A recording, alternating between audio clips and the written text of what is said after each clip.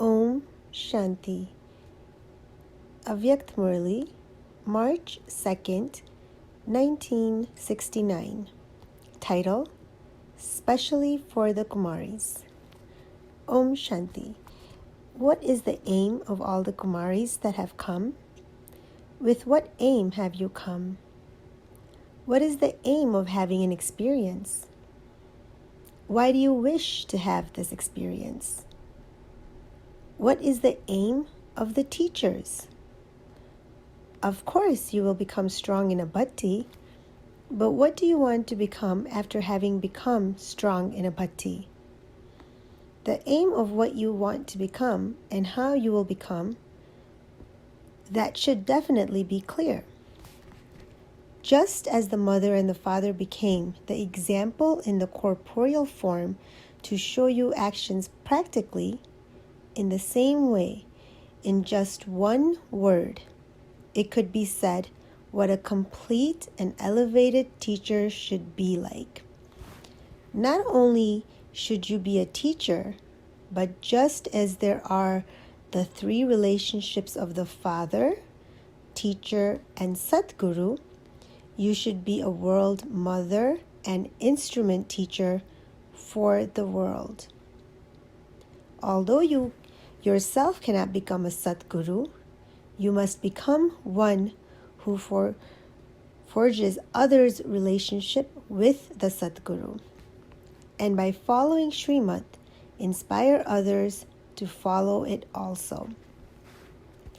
When these main aspects are within a teacher, that teacher is able to give the most elevated results. It is easy to become a teacher.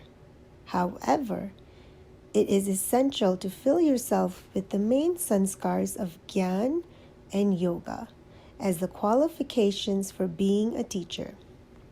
And together with this, only when you completely fill yourself with the sanskars of being a world mother, a Shakti, of having adopted divine virtues, and of being a warrior, will your name be glorified in the world. Do you have such an aim? While being a Kumari, you are a world mother. If you consider yourself a Kumari, then while doing service, you will remain free from all attractions in some aspects. The qualification of a Kumari is purity. So have you to have the complete qualification of being a Kumari?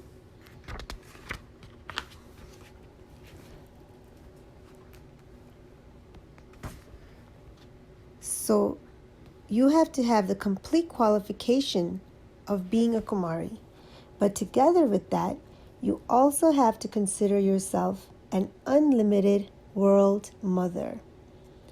All the souls that are thirsty and crying out in sorrow have to be given the sustenance of Gyan and Yoga.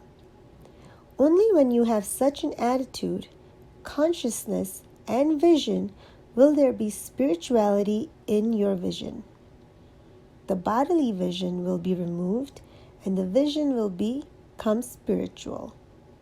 Each one of you has to keep the aim that you will become number one. But how will you become number one? Only when you overcome all your old sanskars. Only those who overcome will become number one. Each one of you has to maintain such a zeal and enthusiasm within yourself.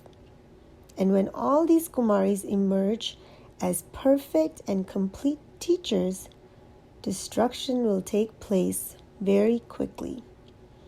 Because when you become perfect, a perfect world is also needed for you. This imperfect world will quickly finish and the perfect world will come. Then the name of the Shaktis will be glorified in every corner. The main thing that everyone has to think about is never to allow your old sanskars to emerge. You have to finish them in thoughts. If these thoughts do emerge, Do not give them space or sustain them. Finish the thoughts while they are still in the thought form. And then finally, your old sanskars will not emerge even in your thoughts.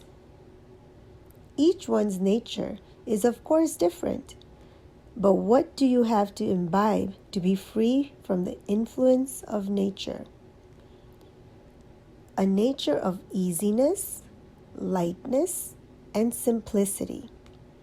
To the extent that your intellect, your vision, and your words are simple, light, and easy, you will be liberated from conflict with your nature. You do not become afraid hearing the name Bhatti, do you? This is a sweet Bhatti. It is in this that you become gold. Whenever you have any difficulties within your mind, never let them just stay in the mind. Yes, put the feelings of the mind into words, but where? Do that seeing the right place. It is rubbish after all. Where is rubbish thrown? Into the right place. If you put rubbish here, there, and everywhere, it will spread into the atmosphere. Therefore, whenever you have a thought that is wasteful or sinful, you must not speak about it to anyone except those who are the instruments. Otherwise, you will become an instrument to spoil the atmosphere, and you will then create an obstacle in your efforts. This is why you have kept an aim. You must not bring anything in front of you that creates an obstacle. Continue to remove that and finish that, and then you will be able to attain your aim. You have been given the aim in every Murli of what you have to do, what you have to see, and what you have to think.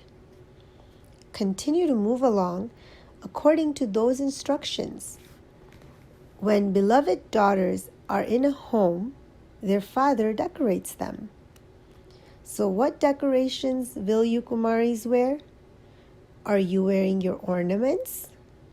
Remain decorated with your ornaments at every moment. Never take them off. Royal people never take off their ornaments. Poor people wear them only sometimes. Whose children are you? Are all of you? What ornaments have you worn today? What tilak have you applied? That of sovereignty. You will receive the tilak of sovereignty from your parents in the golden age. What is the new tilak of the confluence age? The V for victory, the tilak for becoming victorious. Today, the Kumaris are being given a symbol in the form of a V, tilak for becoming victorious. Acha, have you applied the tilak? What tilak have you applied? The tilak is the discuss of self-realization. You must never forget this. What earrings will you wear? The conch shell. Continue to blow the conch shell. Acha, what bracelets will you wear? You have worn the bracelets of the disciplines. However many disciplines you follow, you will wear as many bracelets. Some wear 10 bracelets and some wear only 1. It looks beautiful when someone wears a lot of bracelets. You will wear just as many bracelets as the disciplines you follow. Acha, what ankle bells will you wear? There is a sound from the bells around the ankles. So everyone should hear the sound from the bells of knowledge.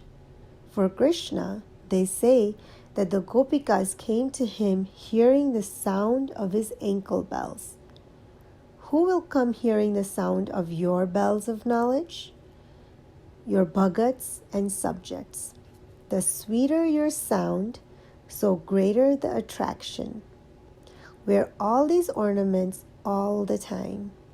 Be careful that Maya does not take them off. Maya, who takes them off, is also very clever. She takes them off with a lot of love. This is why you must never allow her to take them off. Baba has hopes in the Kumaris, but the extent to which they fulfill those hopes has to be seen. Each one of you has to think that you will perform a wonder. Fulfill Bap Dada's hopes and make the stars of those hopes sparkle in the center of your forehead. The groups of Kumaris is very good. You have also received good teachers. Whenever you see someone's virtues, pick up that virtue very quickly, because each one definitely has one or another special virtue. So in picking up the virtue from each other, become complete with all virtues. If you see a deficit in anyone, simply turn your back on it. You have seen this toy, haven't you? When Ravan comes in front of Sita, she turns her back on him. And when Ram comes in front of her, she faces him. All of you are Sitas. When you see virtues, imbibe them. And while looking at defects, you must not see them. Hearing about them, do not hear them, nor think about them. To listen and to see is the second stage, but do not even think about them. This is called turning your back on them. Then Bap Dada gave each Kumari a tilak of victory and also applied a tilak and sweetened their mouths. You have the courage to keep this tilak for all time, do you not?